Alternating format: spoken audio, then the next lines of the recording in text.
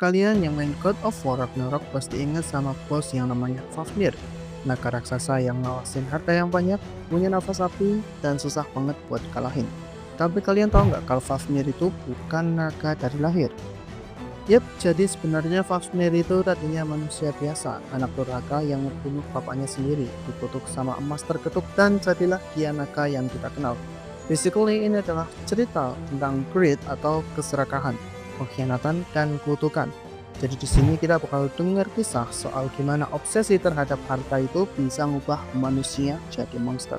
Dan katanya nih, cerita ini adalah salah satu inspirasi dari film kayak The Hobbit sama Smaug, naga yang cukup ikonik di fantasi modern. Hari ini kita bakal ngomongin soal Fafnir, manusia yang dikutuk jadi naga karena kerakusannya terhadap harta. Let's dig it.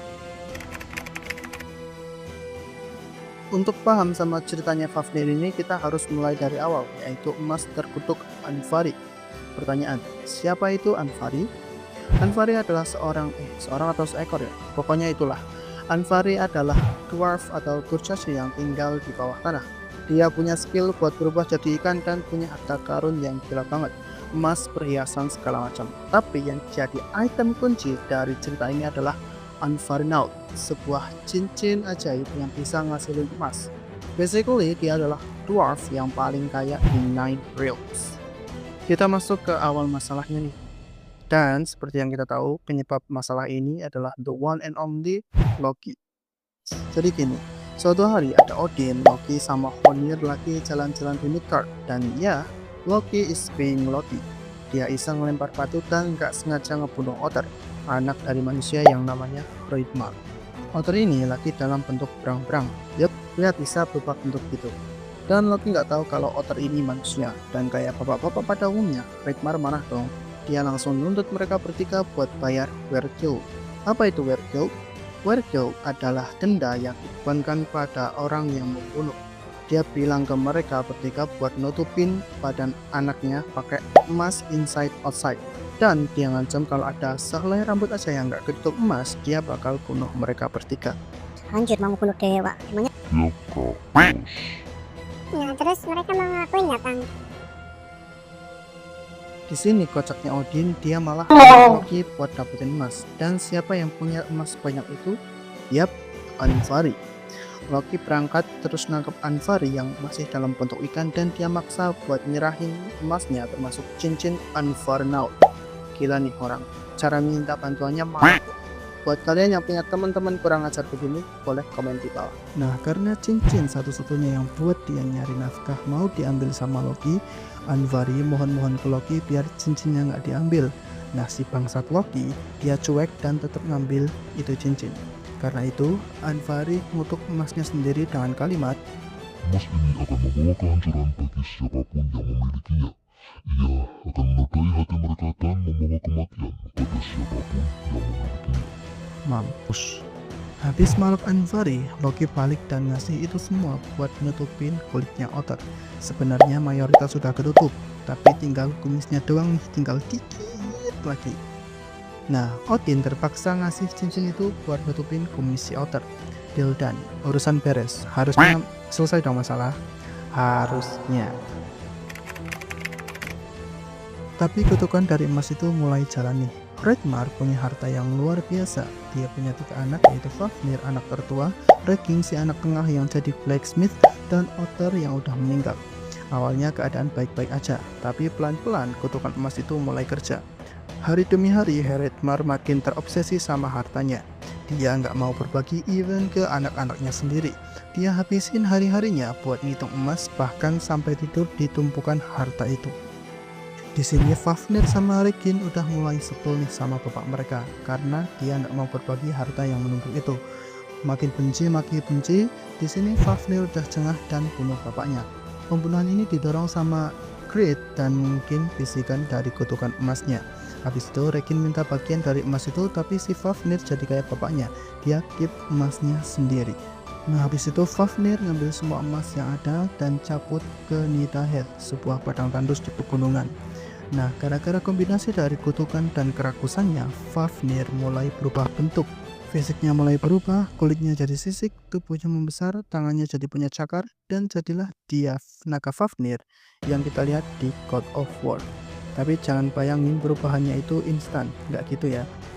Dia berubahnya pelan-pelan, humanity-nya pelan-pelan hilang dan berubah jadi greed. Habis jadi naga, dia baring di atas emas itu buat melindungi mereka kalau ada yang mau ngambil. Dia bisa nyembur racun dan bunuh siapa aja yang ngedeket. Manusia yang namanya Fafnir udah nggak ada lagi, dia udah mati. Yang ada cuma naga yang namanya Fafnir, monster serakah yang dikutuk oleh hartanya sendiri. Kita lompat ke beberapa tahun ke depan. Ada pahlawan yang namanya Sigurd. Kalau di anime, biasanya dia dikenal sebagai Siegfried versi Jermannya. Nah, kita pakai Siegfried aja ya, biar familiar. Siapa itu Siegfried? Siegfried adalah anak dari prajurit legendaris yang namanya Sigmund.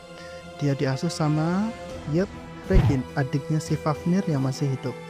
Regin itu kayak yang disebut tadi, dia adalah blacksmith yang jenius. Dia bikin pedang buat Siegfried, melatih dia jadi prajurit. Tapi di balik jasa Regin ini, dia punya agenda tersembunyi.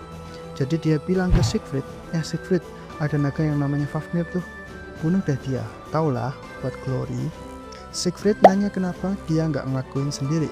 Regin beralasan kalau dia udah terlalu tua dan dia bakal bikinin pedang buat Siegfried.